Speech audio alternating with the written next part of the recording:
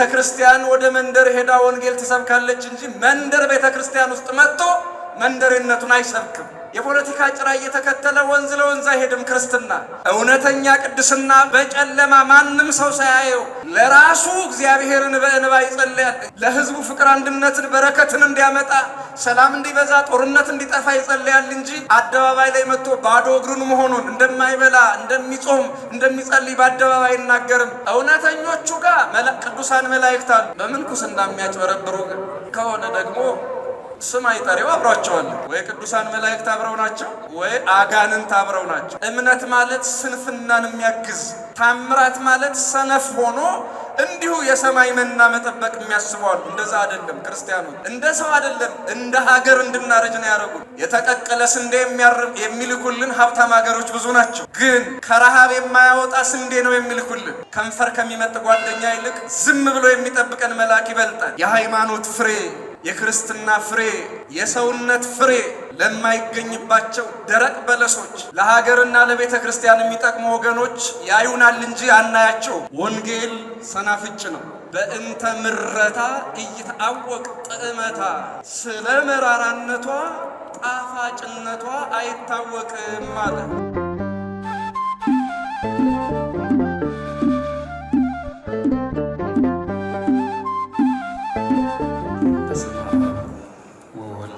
መንፈስ ቅዱስ አሐዱ አምላክ አሜን።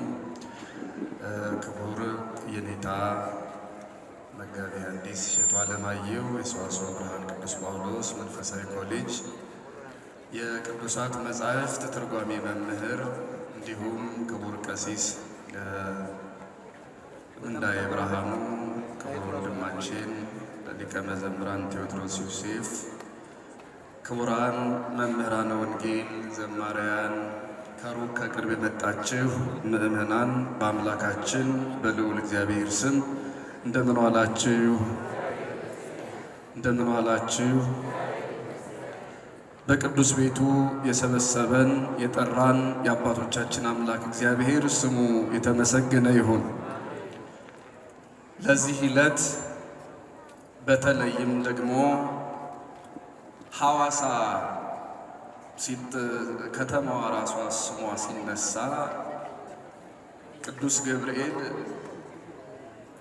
የዘመናዊው የፋይዳ መታወቂያዋ በሉት ለከተማዋ እና ለእናንተ ልዩ ክብር አለን በእውነት። ምክንያቱም ሐዋሳ ሲባል በዓሉ መንፈሳዊ ነው። በዓሉ የእግዚአብሔር ነው። እግዚአብሔር ያከበራቸው ቅዱሳን የሚጠሩበት ነው። ነገር ግን ሐዋሳ ማለት ዛሬ ሰዎችን ዝንብና ንብ አርጋናለች። ምንና ምን አርጋናለች አልኳችሁ? ወደ የተሰማራንበት ቦታ እንግዲህ ተለያይተናል ማለት ነው። በዚህ ሰዓት ንቦች የት እንደሚሆኑ የት እንደሚሄዱ እናውቃለን። ዝንቦችም የዓለምን ቆሻሻ ለመጥረግ ከመጡ በተለይ ማተብ አስረው ክርስቲያን ሆነው ቅዱስ ገብርኤልን ብለው የቅዱስ ገብርኤልን ደጅ ሳይረግጡ እኛ እዚህ መጥተው ይዘኑ ይራቡ ቆሎ ይብሉ አይደለም ይጠሙ የሚል መልእክትም የለንም፣ ሊኖረንም አይችልም። ግን ደግሞ ለመስከር፣ ለመጨፈር፣ ላልባሌ ነገር ጊዜያቸውን ካሳለፉት ዝንብና ንብ ሆነናል ማለት ነው። ንቦቹ አድርጎ ከወንጌል ከዝማሬ ከቤተ ክርስቲያን የሚቀሰመውን የወንጌል መዓር የዝማሬ መዓር እንድንቀምስ እንድንቀስም በቤቱ የሰበሰበን አምላካችን እግዚአብሔርን ከፍ አድርጋችሁ አመስግኑት። መቼም በዚህ ሰዓት እንዳልኳችሁ ከሚያምረው አበባ ይልቅ የማያምረው ነገር ነው የሚያስጎመጀው። እስኪ ልጠይቃችሁ፣ ከስኳርና ከሰናፍጭ በጣም የሚጣፍጠው የትኛው ነው? ንገሩኝ እስኪ። አቤት፣ ከስኳርና ከሰናፍጭ ወንዶች ንገሩኝ፣ በጣም ደስ የሚለው የትኛው ነው? ስኳር አይደለም? አንድን ሕፃን ልጅ እንካ ቅመስ ብትሉት ሰናፍጩን ምናልባት ሊያለቅስበት ሁሉ ይችላል ብታስቀምሱት። ስኳሩን ግን ጥሞት ደስ ብሎት ሌላውን ምግብ ሁሉ ትቶ ሊቅምላችሁ ሁሉ ይችላል። ችግር የለበትም። እሺ የሚጣፍጠው ስኳሩ ነው። በጣም የሚጠቅመን ስኳሩ ወይስ ሰናፍጭ? እስኪ ንገሩ። አቤት ሞኞች የሚጣፍጠውን ስኳር ግን ደግሞ ውሎ አድሮ በሽታ የሚያመጣውን ስኳር ወደዋል። ይህ ዓለም የነገ በሽታችን ነው። አሁን ለጊዜው ምላሳችን ላይ ስሜታችን ላይ ጥሩ ጥፍጥና ያለው ስኳር ነው። እመኑ፣ ነገ ግን ጤና የለው። ወንጌል ሰናፍጭ ነው። ምናልባት እዚህ ስትቀመጡ ምናልባት ብዙ ምቾት የሚሰጥ ነገር ላይ ይሰማችሁ ይችላል ከመቀመጫው ጀምሮ። ግን የሰናፍጭ ጠባይ ነው። እየመረረን የበላነው ሰናፍጭ ደስ ሳይለን ምናልባት ከምረቱ የተነሳ እንዲህ ይለዋል ሊቁ፣ በእንተ ምረታ እይትአወቅ ጥዕመታ፣ ስለ መራራነቷ ጣፋጭነቷ አይታወቅም ማለት። ሰናፍጭን እኮ ነው። ስለ መራራነቷ ምንነቷ አይታወቅም። ስኳርን ደግሞ በተቃራኒው እኛ ስናወጣለት ስለ ጣፋጭነቱ መርዛማነቱ ያልታወቀ ነገር።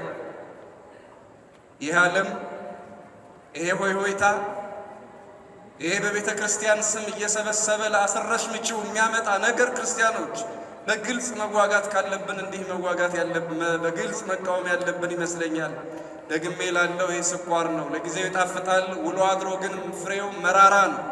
አሁን እናንተ ግን መራራውን የሰናፍጭ ቅንጣት የተባለውን ወንጌል ደፍራችሁ ፈልጋችሁ የሰማችሁት ስለሆነ የተመገባችሁት ስለሆነ እንዲህ በቤቱ የሰበሰበንን እግሮቻችንን ለወንጌል ልቡናችንን ለመንግሥተ ሰማያት ያቀናልንን አምላክ በድጋሚ አመስግኑት እስኪ። ይህንን ካልኩ የኔታ መጋቤ ሐዲስ እኔም እንደናንተ ተቀምጬ መስማት ከምፈልጋቸው መምህራን መካከል አንዱ ናቸውና ለእሳቸው የሚሆን ጊዜ እንዲኖረን አጠር ያለ ትምህርት እንማራለን ከኔ ጋራ። በዛሬው ዕለት እንደ እግዚአብሔር ቅዱስ ፈቃድ የምንማማርበት የትምህርታችን ርዕስ ዓለምን የሚያሸንፈው እምነታችን ነው የሚል ይሆናል። እስኪ ሁላችሁም ቃሉን አብራችሁ በሉ። ዓለምን የሚያሸንፈው በሉ እምነታችን ነው። ዓለምን የሚያሸንፈው ምናችን ነው? እምነታችን ነው። አንደኛ ዮሐንስ ምዕራፍ 5 ቁጥር 4 ላይ ሐዋርያው ዮሐንስ ወልደ ነጎድጓድ የተናገረውና የጻፈው ቃል ስረ መሰረቱ የቃሉ የታሪክ ዳራ በጣም ሰፊ ነው። እንዳልኳችሁ በሶስት ነገሮች ጠቅለል አድርገን ትምህርቱን እንቋጫለን። ዓለምን የሚያሸንፈው እምነታችን ነው ሲል ቅዱስ ዮሐንስ ወልደ ነጎድጓድ እዚህ ዓለም ላይ ብዙ የሚያሸንፈን ብዙም የምናሸንፈው ነገር ይኖራል። ጠቅለል ባለ አነጋገር ግን ዓለምን ከነግሳንግሱ የምናሸንፍበት መለኮታዊው ኃይላችን እምነታችን መሆኑን ይነግረናል ቅዱስ ዮሐንስ።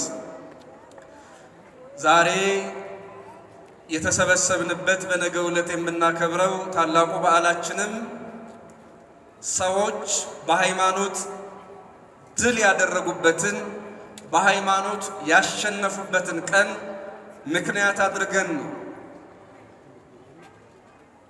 በባቢሎን የነደደው እሳት ሊቃውንቱ ረጃጅም ዛፎችን ለክተው እሳቱ የደረሰበት የእሳቱ ላንቃ ያረፈበትን መሬት ሳይቀር ለክተው 49 ክንድ ወደ ላይ ከፍ ብሎ ይነድ ነበር አሉ። 49 ክንድ ወደ ላይ ይነድ የነበረ እሳት የተሸነፈው በአስማት አይደለም፣ የተሸነፈው በኬሚካል አይደለም፣ የተሸነፈው በእምነት ኃይል ብቻ ነው።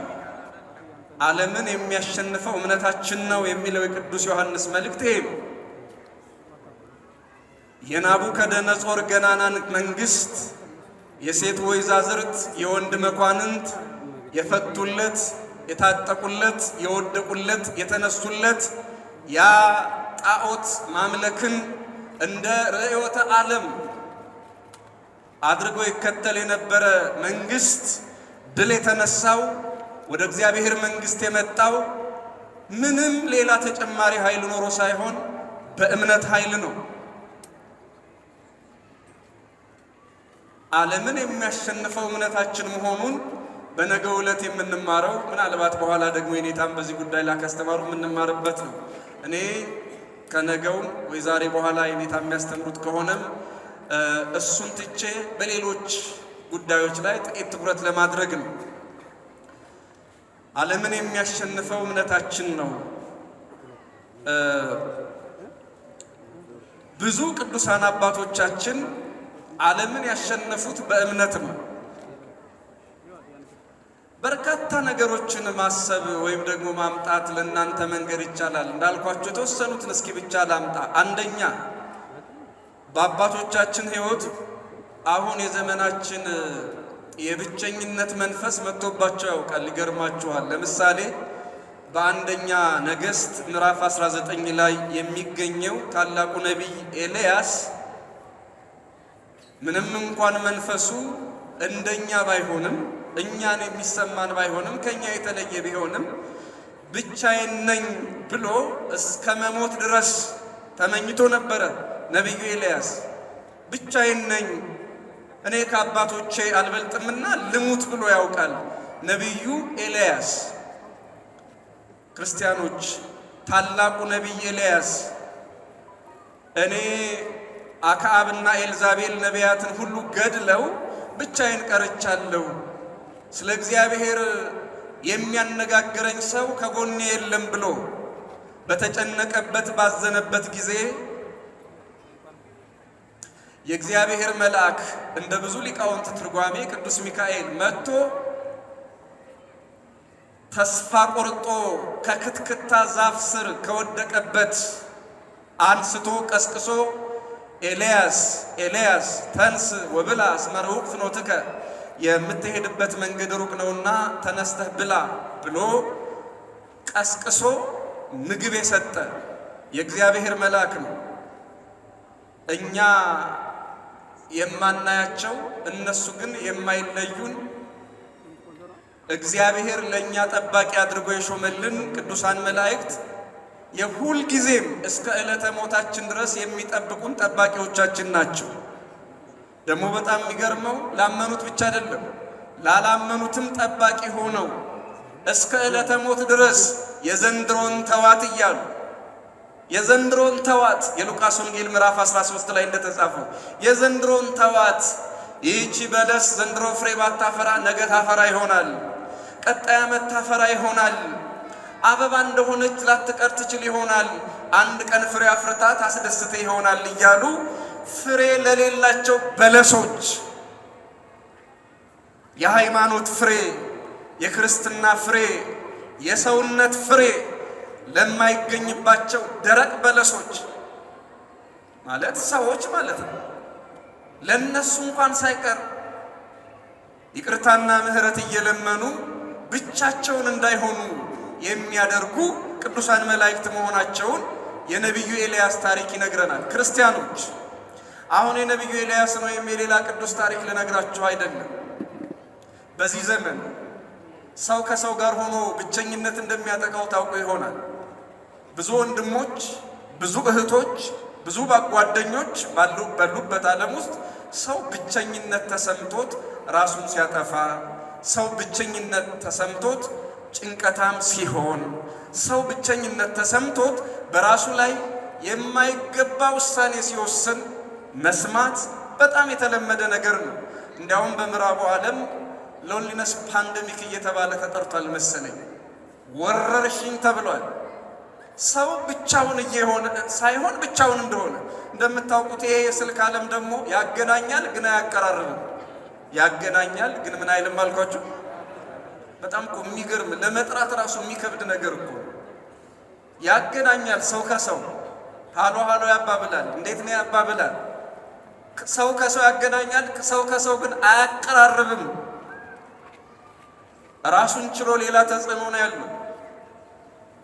እንደየአጠቃቀማችን ማለት ነው። ክርስቲያኖች በሰው መሃል ሆነው ከሰው ተለይተው የሚኖሩ የብቸኝነት መንፈስ የሚያጠቃቸው ደግሞም በልዩ ልዩ መንገድ እኔ ሰው የለኝም ብለው ለሚያስቡ ሰዎች ነቢዩ ኤልያስ ምስክራችን ነው። ብቻዬን ነኝ ብሎ ግመል እንኳን ችሎ በማያልፈው በረሃ ተስፋ ቆርጦ በተኛበት ሰዓት የእግዚአብሔር መልአክ በዚያ ክትክታ ዛፍ ስር አጠገብ ተገልጦ ኤልያስ አይዞህ ተነስተህ ብላ የምትሄድበት መንገድ ሩቅ ነው ብሎ ጓደኛ የሆነው ጥላው እንኳን በማይከተልበት በዚያ ሐሩር በዚያ በረሃ የተከተለው የእግዚአብሔር መልአክ ነበር። ክርስቲያኖች እኛ የምናምነው ይሄንን ነው። ቅዱሳን መላእክት ጠባቂዎቻችን ነቢዩ ዳዊት ደግሞ እንደሚናገረው መቼም የዶክተር የነርስ ክትትል ተደርጎልን ወይም ተደርጎላቸው መወለድ የጀመሩ ቅርብ ጊዜ ነው። ዳዊት በመዝሙሩ ሐኪምም ነርስም የሚባል ነገር ሳይታወቅ በመዝሙር 21 ቁጥር 10 ላይ እምከርሰ እሜ አንተ አምላኬ ከእናቴ ማህፀን ጀምሮ አንተ አምላኬ ነህ ይላል። እግዚአብሔር አምላክ መልአኩን ልኮ ገና ከማህፀን ጀምሮ የሚከታተል ጠባቂ መልአክ ይሾምልናል። አያችሁት? እናታችን በሆዷ ተሸክማን እንኳን እናት ስለ ልጇ ስለማታውቅ ስለኛ የሚያውቅ መልአክ ተመድቦልን ኦክሲጅን እንዳያንሰን እግዚአብሔር በመልአክ ጥበቃ ያደርግልን ነበር። ምግባተን እንዳንጎዳ እግዚአብሔር በመልአክ ጥበቃ ያደርግልን ነበር። መብላት መጠጣት በማንችልበት ሰዓት እግዚአብሔር የሚያበላ የሚያጠጣ መልአክ ተፈጥሯችን ስርዓቱን እንዳይቀይር እንዳይዛባ የሚያደርግ መልአክ ሾሙልን ነበር እና ከእናቴ ማህፀን ጀምሮ አንተ አምላኬ ነህ ማለት ገና ከእናቴ ማህፀን ጀምሮ ጠባቂ መልአክ ሾመህ ጠብቀኸኛል ማለት ነው። እስከ ዕለተ ሞታችን ድረስ ይጠብቁናል። ከዕለተ ሞት በኋላ ስጋት ስለሌለ በገነት በመንግስተ ሰማያት የገነት ጥበቃ የመላእክት ጥበቃ አያስፈልግም። እስከ ዕለተ ሞታችን ድረስ ግን የማያንቀላፉ ጠባቂ ቅዱሳን መላእክት አሉ እና እዚህ ምድር ላይ ግን ክርስቲያኖች የትኛውም ብቸኝነት ቢመጣ የምናሸንፍበት ብንራብ ረሃብን የሚያሸንፍ በረከት የምናገኝበት ኃይል እምነታችን ውስጥ አለ። ኤልያስ ብቸኛ ብቻ አልነበረም፣ ተርቦም ነበረ። በተራበ ጊዜ 2 ጊዜ ቀስቅሶ ያበላው የእግዚአብሔር መልአክ መሆኑን አንደኛ ነገሥት ምዕራፍ 19 ላይ ተጽፎ እናገኘዋለን። 2 ጊዜ ብላ እያለ ቀስቅሶታል። አያችሁት? ደግሞ ኤልያስ ለካ የምግብ መያዣ ዕቃ ሊያዘም ነበረ። ስንቁን በሆዱ አሸክሞ 40 ቀን ሳይበላ ነው የሰነበተው ኤልያስ። 40 ቀንና 40 ሌሊት ሆዱን ኮሮጆ አዝጎለት ማለት ሆዱን ባርኮለት ምግቡን ባርኮለት የእግዚአብሔር መልአክ። አያችሁት? ምናልባት የኔ ቢጤ ደሃ ካጠገባችን ቢሆን አይዞሽ አይዞህ ከማለት ያለፈ ሌላ ነገር ሊያደርግ ይችላል። እሱም ቢሆን መልካም ነው። ሰው የሚችለውን ማድረጉ ብቻ በቂ ነው።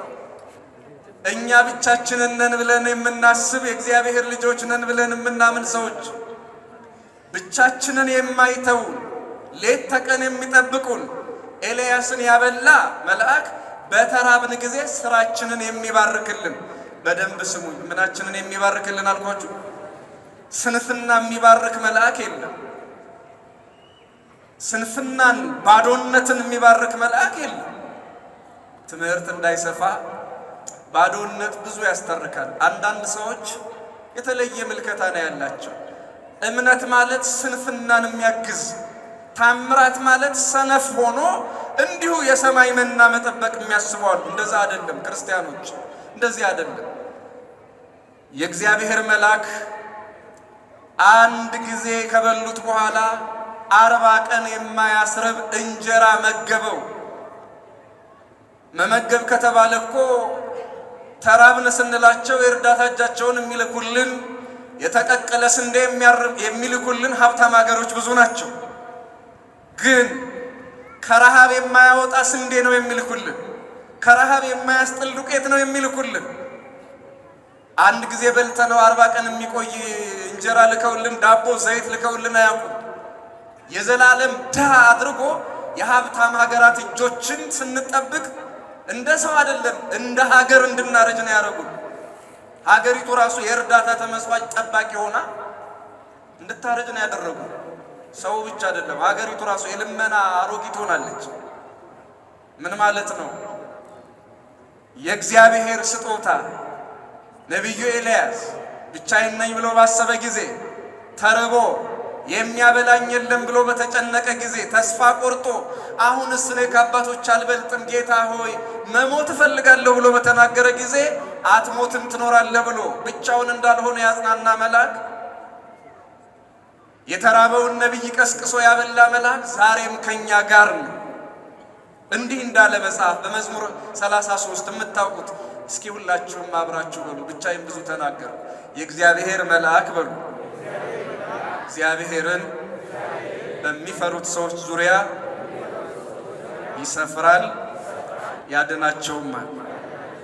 እኛ እግዚአብሔርን ለመፍራት ያብቃን እንጂ በዙሪያችን ሰፍሮ የሚኖር የማናየው እግዚአብሔር መልአክ አለ። ስለዚህ ብቸኝነት የሚባል ነገር በእኛ ሕይወት ውስጥ የለም። ለምሳሌ መጽሐፍ ቅዱስ ሰው ብቻውን ይሆን ዘንድ ምን አይደለም ይላል። እስኪ ንገሩ። አቤት ሰው ብቻውን ይሆን ዘንድ። አሁን ይሄ ስለ ሚስትና ስለ ባል ብቻ የሚያወራ መስላችሁ ከሆነ ተሳስታችኋል። እንደዛ አይደለም። ሰው ብቻውን ይሆን ዘንድ መልካም አይደለም፣ የሚመቸውን ረዳት እንፍጠርለት ማለት እውነት ነው። ለጊዜው ለአዳም ሔዋን እንድትፈጠርለት የሚናገር ካለው ፍጻሜው ግን ሌላ ነው። ለምሳሌ እንደ አዳም ያለ ሚስት በሚስት ሳይሆን ወይም ሚስት አግብተው ሳይሆን ባል ያላገቡ መነኮሳት፣ ሚስት ያላገቡ መነኮሳት አሉ፣ ሴቶችና ወንዶች። እነሱስ መልካም ሕይወት እየኖሩ አይደለም ማለት ነው። መነኮሳቱ እውነተኞቹ መነኮሳት፣ እውነተኞቹ አባቶች፣ እውነተኞቹ እናቶች መልካም ሕይወት እየኖሩ አይደለም ማለት ነው። ረዳት ስለሌላቸው፣ ሚስት ስላላገቡ፣ ባል ስላላገቡ እነሱ መልካም ሕይወት እየኖሩ አይደለም ማለት ነው። ሰው ብቻውን ይሆን ዘንድ መልካም አይደለም የሚለው አባቶችን እናቶችን አይመለከትም። መነኮሳቱን ይመለከታቸዋል። መነኮሳትም ብቻቸውን አይደሉም። መነኮሳትም ምናቸውን አይደሉም አልኳቸው። እውነተኞቹ ጋር ቅዱሳን መላእክት አሉ። እውነተኞቹ ጋር እነማን አሉ? በምንኩስና የሚያጭበረብሩ ከሆነ ደግሞ ስም አይጠሪው አብሯቸዋል። ስለዚህ ብቻቸውን አይደሉም ማለት ነው። ወይ ቅዱሳን መላእክት አብረው ናቸው፣ ወይ አጋንንት አብረው ናቸው። ሰው ብቻውን ይሆን ዘንድ አይደለም። አግባብ አይደለም ማለት ከባልና ከሚስት የተነሳ የተነገረ ቃል ብቻ እንዳይመስላችሁ። ብቻውን የሆነ ባህታዊ ጤዛ ልሶ ድንጋይ ተንተርሶ የሚኖረው እንኳን ብቻውን አይደለም፣ ቅዱሳን መላእክት አብረውታል። እና እኛ ብቻችንን ይሆን አይደለንም። እንዲያውም ብዙ ጊዜ ሲመሰል የምንሰማው አለ። ባዶ ኩባያ ወይ ባዶ ብርጭቆ ውሃ ስላልተቀዳበት ባዶ ነው አይባልም። ውስጡ ምን ስላለበት? የሚታይ ውሃ ስለሌለበት ባዶ ነው አይባልም። የሚታይ ውሃ ስላልተቀዳበት ባዶ ነው አይባልም። አየር አለበት ይባላል አይደለ? በፊዚክስ የፊዚክስ ነው። አዎ የማናየው አየር በውስጡ ሞልቷል። በተመሳሳይ መልኩ እኛ የሚታይ ሰው አብሮን ባይኖር እንኳን እግዚአብሔር መንፈስ ነው ተብሎ በዮሐንስ ወንጌል ምዕራፍ 4 ቁጥር 24 ላይ የተነገረለት አምላካችን እግዚአብሔር አብሮን አለ። ደግሞ ከእናታችን ማህፀን ጀምሮ የጠበቁን ቅዱሳን መላእክት ሁሌም አብረውን አሉ። ድካማችንን የሚባርኩልን፣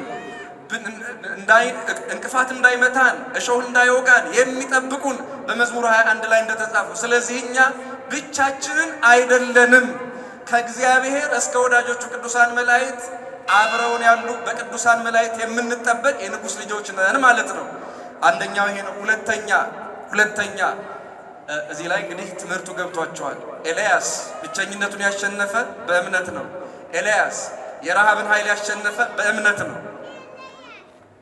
ስለዚህ ብቸኝነት ሊገለኝ ነው አይሰራም። ከንፈር ከሚመጥ ጓደኛ ይልቅ ዝም ብሎ የሚጠብቀን መልአክ ይበልጣል። አለሁልህ እያለ ጮኸ የማይናገር መልአክ ከኛ ጋር ካለ ይበልጣል። እሱን ለማለት ነው። ሌላው ምናልባት ሁለተኛውን ነጥብ ለመናገር ቅዱስ መቃርስ የሚባል ትልቅ የቤተ ክርስቲያን አባት አለ። ከዕለታት በአንድ ቀን የእምነትን ኃይል ነግሮናል። በብዙ ታሪኮቹ ቅዱስ መቃርስ ይባላል። ቅዱስ ማን አልኳችሁ? አቤት፣ ቅዱስ መቃርስ። ይሄ ቅዱስ መቃርስ ደግሞ አንድ ቀን ሰይጣን ወደሱ መጣና መቃርስ እኔ እናንተ በብዙ ነገር እኩል እኮ ነን፣ ከኔ የተለየ ነገር የለም። ለምሳሌ አንተ ትጾማለህ እስከ 9 ወይ ደግሞ እስከ ምሽቱ 1 ሰዓት ጾመህ ግን ማታ ትበላለህ። እኔ እኮ ለዘላለም አልበላም። ያንተ ብልጫ ምንድነው? አንተ ምናልባት ለጸሎት ረጅም ሰዓት ሳትደክም ትጸልያለህ፣ ግን ደክሞ ትቀመጣለህ። እኔ እኮ ሳልደክም ነው የምኖረው። ነገር ግን አንድ ነገር አውቃለሁ፣ በትህትና አሸንፈኸኛል አለው። በምን አሸንፈኸኛል? ይህን ሲለው ቅዱስ መቃርስ ምን ብሎ መለሰ?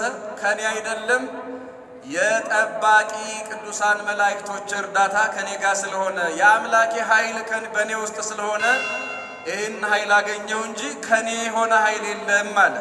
ከኔ የሆነ ኃይል የለም። እስኪ አብራችሁ በሉ፣ ከኔ የሆነ ምን የለም? አጋንንት ሳይቀር የሚመሰክሩለት ኃይላችን እግዚአብሔር ነው። አጋንንት እኛ ሳናውቀው የሚገርማችሁ እኛ እኮ አሁን ምን ኃይል እንዳለን አናውቀው፣ ግን የመላእክት ጥበቃ እንዳለን እኛ ሳናውቀው አጋንንት ያውቁታል። ለካ የእግዚአብሔር ጥበቃ እንዳለ እኛ ሳናውቀው ጠላቶቻችን ያውቁታል። ለካ ክርስቲያኖች ይሄንን ቅዱስ መቃርስ አውቆት ከኔ አይደለም ይሄንንም የትህትና ኃይል ያገኘሁት እግዚአብሔር ከኔ ጋር ሆኖ እግዚአብሔር አበርትቶኝ ነው አለ። የሰይጣንን ኃይል ያሸነፈው በዚህ በእምነት ኃይል ነው። አሁን የእምነት ኃይል ባይኖረው የትህትና ኃይል ባይኖረው ክርስቲያኖች ትህትና የምትመስል ደግሞ ሌላ ትዕቢት አለች። አሁን እሱን አልነግራችሁም። በዚያ ያሸንፈው ነበረ ሰይጣን። እንዳንተ ያለ ቅዱስ በነገራችን ላይ አሁን ሰይጣን ራሱ እየፈተነው ነበረ። እንዳንተ ያለ ቅዱስ የለም እያለው ማለት ነው። ትህትናህ በጣም አስደናቂ ነው እያለው ነበረ። ቅዱስ መቃርስ ግን ለሰይጣን ተንኮል የሚበገር የዘመናችን አስመሳይ ሰው ስላልሆነ ይህንንም ኃይል ያገኘሁት ከአምላኬ ከእግዚአብሔር ነው አለና የእምነት ኃይል እንደሆነ ትህትናውን ሲነግረው ሰይጣን ብስ ብሎ ጠፋ። ክርስቲያኖች በእያንዳንዱ ነገራችን ላይ የእግዚአብሔር ኃይል ከኛ ጋር ከሆነ፣ የቅዱሳን መላእክት ጥበቃ ከኛ ጋር ከሆነ በጎ ተናገርኩ ብሎ የሚመጣ ሰይጣን እንኳን የሚሸነፍልን ክፉ ሆኖ አይደለም። በጎ መስሎ የሚመጣ ሰይጣን እንኳን የሚሸነፈው በእምነት ኃይላችን ነው። አባቶቻችን ሁሉን ነገር መጥፎም ሆኖ ደግም መስሎ የመጣውን ፈተና ሁሉ ያሸነፉት በእምነት ኃይል ነው። ሌላውና የመጨረሻው በዛሬ ዕለት የምናየው ትምህርታችን ስለ እምነት ኃይል ስለዚህ ጾም ሲታሰብ ሌላ በጣም ትልቅ የሆነ አንድ ቅዱስ አባት አለ። ይሄ ጾም ቁጥሩ 44 ነው። ምናልባት ብዙዎቻችሁ በዚሁ አጋጣሚ እንድትማሩት እርግጠኛ ነኝ። በያላችሁበት ደብር በያላችሁበት አገር አጥቢያ ተምራችሁት ይሆናል። ነገር ግን አሁን እንዲሰብሰብ ስትሉ ደግሞ አንድ ሌላውን ድንቅ ነገር ብትማሩት መልካም ሊሆን ይችላል። ምስኪን ነውና እሱን አጠር አድርገን እንማርበት። እየሰማችሁ ይሄ ጾመ ነቢያት የቀኑ ብዛት 44 ነው። ስንት አልኳችሁ? 40ው ራሱን ችሎ የአዳም ጾም ይባላል። የነቢያት የነ ኤልያስ የነ ሙሴ ጾም ነው። የሌሎችም ነቢያት ጾም ነው። አንደኛው ጋድ ይባላል። በዚህ ጉዳይ ላይ የለም ጋድ አለ የለም ንትርክ አለ፣ ግድ የለም። ቢያንስ ረቡን ስለምንበላ ረቡን ለመብላት ለውጥ አለ። ማክሰኞ ተጾሟል። አርብን ለመብላት ሐሙስ ተጾሟል። ስሙ ያጣላል። የቀኑ ብዛት ስንት አልኳችሁ?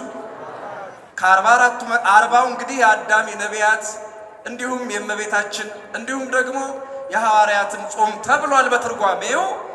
አንደኛዋ ቀን ደግሞ ጋድ ተብላለች። ዝርዝር ነገር አልናገርም። አሁን ይህንን መጽሐፍ ከነገርኳችሁ በቂ ነው። ጾመ ጋድ የለውጥ ጾም ማለት ነው። የመገለጥ የሚሉታል ጋድ ብለው። ሶስቷ ቀን ደግሞ በጣም የሚገርም ትርጉም አላት። ዓለምን የሚያሸንፍ ትልቅ እምነት የተገለጠበት ሶስቷ ቀን በጣም የምትደንቅ ናት። ሶስቷ ቀንም ጾመ ፊልጶስ፣ ጾመ ሚናስ ደግሞ በሌላ መልኩ ሶስቷ ቀን የእመቤታችን የቅዱስ ገብርኤል የጌታችን የኢየሱስ ክርስቶስ ተብሎ ዝርዝር ነገር አለው። እኔ አንዱን ብቻ ልንገራችሁ። ጾመ አብርሃም ሶርያዊ ይባላል። እስኪ አብራችሁ በሉ። ጾመ ምን? አብርሃም ሶርያዊ ይባላል። ሌሎቹ ሚናስ፣ ፊልጶስ እንዳለ ሆነው እና እንደገና ደግሞ ሶስቱ አንዱ ለእመቤታችን፣ አንዱ ለቅዱስ ገብርኤል፣ አንዱ ለልጇ ለኢየሱስ ክርስቶስ ለፈጣሪዋ ሶስቱ ቀናት ማለት ነው። ከዚያ በመቀጠል አሁን ልነግራችሁ የፈለኩት ጾመ ማን ነበር ያልኳችሁ? አብርሃም ሶርያዊ። በጣም ይገርመኛል እጅግ በጣም ምናልባት ከወቅታችን አንጻርም ለዚያም ይሆን ይችላል ብዙ ጊዜ የምናገረው ይሄን ታሪክ። እድገቱና ትውልዱ ሶርያ ነው። አብርሃም አባ አብርሃም የተወለደውም ያደገውም ሶርያ ነው። የት ነው አልኳችሁ? ሶርያ። ጳጳስ ሆኖ የተሾመው እስክንድርያ ነው፣ ግብጽ ማለት ነው። ጳጳስ ሆኖ የተሾመው የት ነው አልኳችሁ? እስክንድርያ። ደጉ ዘመን ሶርያ ተወልዶ እስክንድርያ ግብጽ ጳጳስ የሚኮንበት ዘመን። በእርግጥ በዚያ ዘመን እንኳን ብዙ ያስቀናም። ከዛም በኋላ ሀገራችን ኢትዮጵያ ብዙ ሊቃነ ጳጳሳት ኢትዮጵያ ከግብጽ መጥተው ኢትዮጵያ ላይ ጳጳስ ሊቀ ጳጳስ ሆነው ተሾመዋል። ብዙ አይደንቅም? ብዙ አይደንቅም? ዘራችሁ ከኛ አይደለም ሳይባሉ፣ ቀለማችሁ ከኛ አይደለም ሳይባሉ፣ ቋንቋችሁ ከኛ አይደለም ሳይባሉ ኢትዮጵያ ውስጥ በክብር ኖረዋል። አልፎ አልፎ ገጭጓ ቢኖርም በታሪክ አጋጣሚ አብርሃም ሶርያዊ የተወለደው የት ነበር ያልኳችሁ? አረሳችሁት ማለት የተወለደው ጳጳስ ሆኖ የተሾመው እስክንድርያ ግብጽ ማለት ነው። እንዲያው በእውነት የፖለቲካ ጭራ እየተከተለ ወንዝ ለወንዝ ቤተ ክርስቲያንን የሚወስዳትን ክፉ መንፈስ ቅዱስ ገብርኤል ያርቅልን። ቤተ ክርስቲያን እንዲህ ናት። ህዝቡ በሚሰማው ቋንቋ ቅዳሴው እንዲቀደስ ወንጌሉ እንዲሰበክ ታደርጋለች። በህዝብ ቋንቋ ነው የሐዋርያት ሥራ ምዕራፍ 2 ላይ አፏን የፈታችው ቅዱስ ቤተ ክርስቲያን ወንጌልን የሰበከችው። እንደምታውቁት በዘመኑ አብዛኞቹ ሐዋርያት የዕብራይስጥ ቋንቋ ተናጋሪ ናቸው። ወንጌል ግን የተጻፈው በኢየሩሳሌም ሰዎች ቋንቋ አይደለም። ዓለም ያኔ እንደ እንግሊዝኛ ዛሬ ምናልባት እንግሊዝኛ ከሆነ በዓለም ላይ ብዙ ተናጋሪ ያለው ቋንቋ እሱ ከሆነ በዘመኑ የግሪክ ቋንቋም እንደዛ ስለነበረ ግሪክኛው ነው። ያ ማለት ነው እኛ የኢየሩሳሌም ተወላጆች አይደለን እንዴ? ለምን በዕብራይስጥ ቋንቋ ወንጌል አንጽፍም አላሉም? ዓለም በሚሰማው ቋንቋ ወንጌልን ጽፈዋል፣ መልእክታቸውን ጽፈዋል አባቶቻችን ሐዋርያት። ቤተ ክርስቲያን የነሱን ትምህርት ነው የቀጠለችው። ዓለም የሚሰማውን አድማጭ የሚሰማውን ነገር ታስቀድማለች በቋንቋ ማለት ነው። ነገር ግን ቤተ ክርስቲያን ወደ መንደር ሄዳ ወንጌል ትሰብካለች እንጂ መንደር ቤተ ክርስቲያን ውስጥ መጥቶ መንደርነቱን አይሰብክም። ከማን ኃይልም የፖለቲካ ጭራ እየተከተለ ወንዝ ለወንዝ አይሄድም ክርስትና። ሶርያ ተወልዶ እስክንድርያ ጳጳስ ሆኖ መሾም አንዱ የቤተ ክርስቲያን መገለጫ ይሄ ነው ያልኳችሁ ይሄንን ነው። በዚህ በአብርሃም ሶርያዊ ዘመን አንድ ችግር መጣ። ምናልባት በየዓመቱ ልትሰሙት ትችሉ ይሆናል። ታሪኩን አጠር ጠቅለል አድርገው ማይሌትን መጀመሩ ነው እንደ ማይሌት። እሺ ማይኩ በእኛ ከሆነ ከበሮን እንቋቋመዋለን። የአብርሃም ሶርያዊ ዘመን 11ኛው መቶ ክፍለ ዘመን መግቢያ ነበረ። ስንተኛው አልኳችሁ? እየሰማችሁ ነው? 10ኛው መጨረሻ 11ኛው መግቢያ ላይ ነው። 1100 ወይም ደግሞ 1000 ዓመተ ምህረት ካለቀ በኋላ የተነሳ ወይም የተሾመ የቤተ ክርስቲያን አባት ነው። በዘመኑ ከሊፋ አልሞዓዝ ግብፅ ላይ ንጉሥ ወይም ገዢ ሆኖ ነበረ። ከሊፋ ማናልኳችሁ? አልሞዓዝ። እስኪ ስሙን ጥሩት። ይሄ ደግሞ መጽሐፍ ቅዱስ ማስነበብ ይወዳል። ለመዳን አይደለም፣ መጽሐፍ ቅዱሱ ላይ ነውር ለማግኘት። ዛሬ የአቡነ ገድለ ተክለ ሃይማኖትን ገድል የሚያነቡ እንትኖች አሉ አይደለ? ለመዳን አይደለም፣ አቃቂር ለማውጣት ማለት ነው። የቅዱስ ጊዮርጊስን ገድል ያነቡ አይደለ ሰዎች? ለመዳን አይደለም፣ የተኖረውን ሕይወት ለማወቅ አይደለም፣ የሰማዕትነት ሕይወት ምን ይመስላል የሚለውን ለማየት አይደለም፣ ነውር ለማውጣት ያለ መስሏቸው በቻሉት መንገድ። ልክ እንደዚያ መጽሐፍ ቅዱስ እንዲነበብ ይፈልጋል። አንድ ክርስትና ሃይማኖትን የማያምን ሰው ደግሞ አለ ወዳጅ። ንጉሥ ደስ ይበልህ አለው። ምን አገኘህ? የክርስቲያኖች መጽሐፍ ቅዱስ የኦርቶዶክስ ተዋሕዶ ሃይማኖት የሰናፍጭ ቅንጣት ታህል ሃይማኖት ቢኖራችሁ ተራራ ማንሳት ትችላላችሁ ይላል። የሰናፍጭ ቅንጣት ታህል ሃይማኖት ቢኖራችሁ ምን ማንሳት ትችላላችሁ? ተራራ ታነሳላችሁ ይላል። አያደርጉትም። መጽሐፋቸው ግን ይላል ተራራ አያነሱም። እና እስኪ እንፈትናቸው አለው። ሊቀ ጳጳሱ ተጠሩ። አሁን ሊቀ ጳጳስ ሆነዋል። አብርሃም ሶርያዊ ተጠሩ፣ መጡ። ይህንን ነገር ታረጋላችሁ? መጽሐፋችሁ እውነት ነው? አዎ መጽሐፍ ቅዱሳችን እውነት ነው። ተራራ ማንሳት ትችላላችሁ? አዎ እንችላለን። እንኳን በእኛ ዘመን ይሄ ነገር አልመጣብን፣ እግዚአብሔር በእውነት እንጂ። በእርግጥ በኋላ የምናነሳው ታሪክ ይቀይራል። ግን ቢመጣ ከባድ ነው። እንዲያም ሆኖ ተራራ ማንሳት ትችላላችሁ? አዎ እንችላለን። አሳዩኝ፣ ቀን ስጠኝ አለው። ከሊፋ አልሞዓዝ የግብፅ ገዢ የ3 ቀን ጊዜ ሰጠው ለሊቀ ጳጳሱ። ያን ጊዜ ወደ እግዚአብሔር ሲጸልይ አንተ ይህን ተራራ ማንሳት አትችልም፣ ነገር ግን በከተማ የሚኖር የሰው ጫማ እያወዛ እሱ ጠውልጎ የሚኖር የሰው ጫማ የተቀደደ ጫማ እየሰፋ እሱ ግን የተቀደደ ልብስ ሰፍቶ የሚኖር የተቀደደ ልብስ ለብሶ የሚኖር ሰው አለ። እሱ ይሄንን ያደርግልሃል ተባለ። ሄደ። እባክህን በሃይማኖታችን እንዲህ አይነት ነገር መጥቶብናልና እርዳን አለው። እኔ አይደለሁም ተሳስተሃል አለው። በጣም ይደንቀኛል ይሄ ታሪክ። እኔ አይደለሁም ምን ብለሃል? እኔ እሱን ተራራ ማንሳት የሚያስችል ምንም አይነት አቅም የለኝም አለ።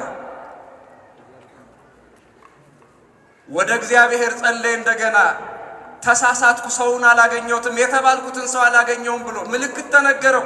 ምልክቱን ሲያይ ራሱ ነው አንድ አይኑን ያጠፋ በእንስራ ውሃ ተሸክሞ የሚሄድ ሰው ሆኖ ተገኘ።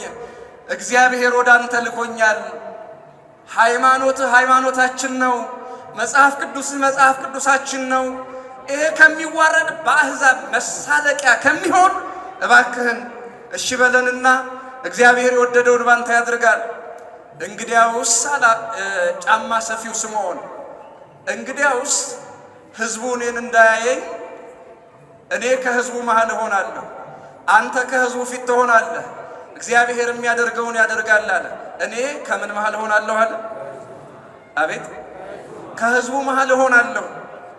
ይህንን አርከስሉስ የሚባሉ ሊቅ አሉ፣ ኢትዮጵያዊ ሊቅ። እይሌብውዎ ሎቱ ወይጸግውዎ ክብረ ሶበ ጸለየ ስምዖን ቀዊሞ ሊቀ ጳጳሳት ድኅረ ነቀለ ደብረ ወተከለ ደብረ። ሕዝቡ እንዳያውቁት ከሕዝብ መሃል ሆኖ ስምዖን ከሊቀ ጳጳሱ ጀርባ ሆኖ በጸለየ ጊዜ ተራራውን እንደነቀለ ተራራውን እንደተከለ ጽፈውለታል። ምን ማለት ነው? ከሊቀ ጳጳሱ ጀርባ መሆንን ፈለገ። ሰው እንዳያየው ማለት ነው። ክርስቲያኖች ሰው ምን እንዳይለው አልኳችሁ? እንዳያውቀው። የተወደዳችሁ ክርስቲያኖች ለሀገርና ለቤተ ክርስቲያን የሚጠቅሙ ወገኖች ያዩናል እንጂ አናያቸውም በፍጹም። የራሳቸውን ቅድስና የሚመሰክሩ ምናልባት አሁን ነገ ታዩአቸው ይሆናል። እዚህ ታቦት ወጥቶ ትምህርት ዝማሬ እየተሰጠ እዚህ አደባባይ ላይ ትልልቅ ሀብል ይዘው ራሳቸውን የሚገርፉ ሰዎች ልታዩ ትችላላችሁ። ራሳቸውን መግረፍ ከፈለጉ በጨለማ ማድረግ ይችላሉ ሰው ሳያያቸው። የኛ አይን ስላያቸው የሚጨመር ቅድስና የለም። ይሄንንም ምነግራችሁ መቼስ ከነሱ የተለየ ጠብ ኖሮኝ እንዳልሆነ እንድታውቁት። እውነተኛ ቅድስና በጨለማ ማንም ሰው ሳያየው ለራሱ እግዚአብሔርን በእንባ ይጸልያል፣ ይለምናል፣ ይማጸናል፣ ለሀገር ሰላም፣ ለህዝቡ ፍቅር፣ አንድነትን፣ በረከትን እንዲያመጣ፣ ሰላም እንዲበዛ፣ ጦርነት እንዲጠፋ ይጸልያል እንጂ አደባባይ ላይ መጥቶ ባዶ እግሩን መሆኑን እንደማይበላ እንደሚጾም እንደሚጸልይ በአደባባይ አይናገርም። ጫማ ሰፊው ስምዖን ህዝብ እንዳያየኝ ከጀርባ ሆናለሁ፣ አንተን ህዝቡ ይይ፣ እኔ የማደርገውን ደግሞ አንተ ታያለህ አለ። ህዝቡ አንተን ይመልከት፣ አንተ ደግሞ እኔን ተመልከት። ህዝቡ ማንን ይመልከት አለ? የሰማችሁ ነው አይደል? ህዝቡ ማንን ይመልከት? አንተን ሊቀ ጳጳሱን፣ አንተ ደግሞ ማንን ታያለህ? ህዝቡ መሃል ያለው እኔን ታየኛለህ። በእርግጥ የዋዛ አይደለም ክርስቲያኖች፣ የዋዛ አይደለም። ሌላ ህዝብ የፈራበትን ምክንያት ልንገራችሁ። ከከንቱ ውዳሴ ባሻገር ተራራ ሲያነሳውን የእስክንድሪያ ህዝብ ቢያየው ተረጋግቶ ስምዖን ጫማ እየሰፋ መኖር ይችል ይመስላችኋል? አንዱ የከተማው ነጋዴ ሄዶ ካልጠፋ ሀብት እንዴት አንተን ያህል ሰው እዚህ ላስቲክ ውስጥ ትኖራለህ፣ የተሻለ ቤት እሰራልሃለሁ ብሎ ፎቅ ሊሰራለት ይፈልጋል። ይህንንም አይፈልግም። ባጭሩ ከተሜነት አባቶችንና እናቶችን በጣም የሌለ ነገር እያስለመዳቸው ነው። እኔ በተለይ አንዳንድ ገዳማት በዚህ ጉዳይ ላይ ተጠያቂዎች መንፈሳዊ ጉዞ አድራጊዎች ነን ይመስለኛል። ባዶ እግር ግን V6 መኪና የሚነዱ አባቶች አይታችሁ እዚያ ውስጥ ባዶ እግራቸው ናቸው፣ ግን የሚወርዱት በጣም ዘመን 40 ሚሊዮን ከሚገዛ መኪና። እንዲህ አይነት ምናን ያለ እንዴ? በባዶ እግር እንዴ? ምን ማለት ነው? አሁን ይሄው ለጽድቅ ብለው ነው የሚያደርጉት መሰለኝ የከተማ ባለ ሀብቶች ማለት ነው። ሌላ ይሄ ብቻ አይደለም። የላመ የጣመ በማብላት ዘመናዊ ስልክ ገዝቶ በመስጠት አባቶችን እናቶችን ሲያውቅ ከተሜነትን አለማምዶ ገዳማትን ከተሜ አድርጓቸው ይመጣል። ገዳማዊ ሕይወትን፣ ገዳማዊ በረከትን፣ ገዳማዊ ቅድስናን ከተማ ይዞት አይመጣም። ከተሜነት ነው ወደ ገዳማት እየተጋባ ያለው። ይህንንም ፍራቻ ይመስላል። ህዝብ እንዳያውቀኝ አለ። በሰላም የቅድስና ሕይወትን መኖር ይፈልጋል። የከተማው ሰው አሁን ቀረ መሰለኝ ረጅም ርቀት ሲሄድ ጦጣና ዝንጀሮዎችን ሳይቀር በተለይ አባይ በረሃ ቅጠለበል አራዊት ዳቦና ይሄ ኩኪስ ለምደው በረሃብ እየሞቱ ነው የሚል የባለሙያ ምክር አይቻልም። ከተሜው መነኮሳቱን እዛ የተቀናጣዩት፣ እዚህ ደግሞ ዝንጀሮና ጦጣ። ዘመናዊ ኑሮ በማልመድ ከተሜው ተወቃሽ ሆኗል፣ ከመነኩሴ እስከ እንስሳ። ገዳማት ስንሄድ በረከታቸውን ይዞ ማድረግ የሚገባንን አድርገን እንድንመጣ እግዚአብሔር ይርዳል። ሐዋሳ ገብርኤልስ ምን ይዘው የሚሄዱ ሰዎች አሉ፣ ምን ይዘው የሚመጡ ሰዎች አሉ። የተሳሳተ ነገር ይዘው መጥተው የተሳሳተ ትዝታ ይዘው የሚሄዱ ሰዎችን እግዚአብሔር ልብ ይስጥልን። እኔ አደራ ገዳማትን አትርዱ የሚል መልእክት የለኝም። እናቶችን አባቶችን አትርዱ የሚል መልእክት የለኝም። በልክ አርጉት የሚል መልእክት ነው ያለኝ። ጫማ ሰፊው ስምዖን የተሰወረ ከዚህ ነው። ክርስቲያኖች ነገ እንደ ልቡ ጫማ እየሰፋ እግዚአብሔርን ማመስገን አይችልም። ስለዚህ ህዝቡ እንዳያየኝ አለ። በልሂድና እንዲነሳ የሚፈለገውን ተራራ ይንገሩ። የትኛው ተራራ እንዲነሳ ይፈልጋሉ አለ። ከሊፋ አልሞአዝ ተራራ መረጠ የግብፅ ገዢ።